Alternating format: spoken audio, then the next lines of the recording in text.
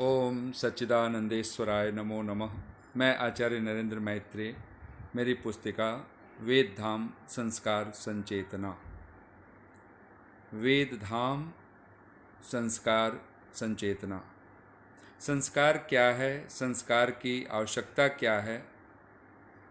पहली बात कि संस्कार क्या है, इसे हम ठीक से समझ लें।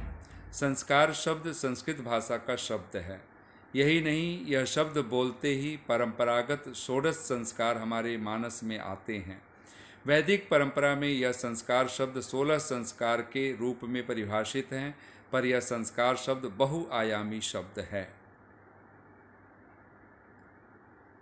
मनुष्य के लिए 16 संस्कार जन्म से लेकर मृत्यु पर्यंत आवश्यक हैं ही, पर यह शब्द और भी बहुत कुछ कह रहा है।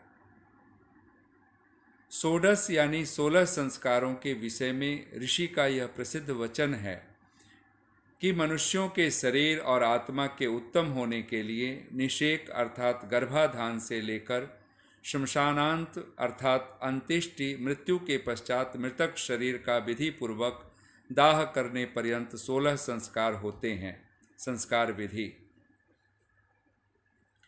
16 संस्कारों में मनुष्य के शरीर और मनुष्य की आत्मा, इन दोनों के ही उत्तमता के लिए, श्रेष्ठता के लिए 16 संस्कार संपन्न किए जाते हैं।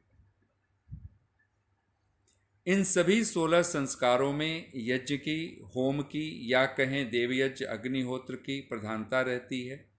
बिना होम हवन के कोई भी संस्कार संपन्न नहीं होता। इस प्रकार संस्कार के लिए यज्ञ, होम, हवन अति आवश्यक कर्म है, श्रेष्ठतम कर्म है। महर्षि याज्ञवल्क्य ने कहा ही है, यज्ञो वै श्रेष्ठतमं कर्म तस्मात् मनुष्येभ्यो यज्ञं प्राह। शतपथ ब्राह्मण 1:7-1:5। यज्ञ निश्चय से सर्वश्रेष्ठ कर्म है, इसीलिए मनुष्यों के लिए यज्ञ करने को कहा है। सभी निषेक अर्थात गर्भाधान आदि 16 संस्कारों में यज्ञ की प्रधानता होने से संस्कारों में यज्ञ की महिमा स्पष्ट ही है।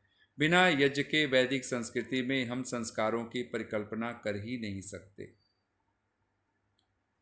संस्कार शब्द से यह बात सम्यक रूप से जान लेनी चाहिए, समझ लेनी चाहिए कि यज्ञ का करना कराना संस्कारी होने के लिए अत्यंत अनिवार्य है।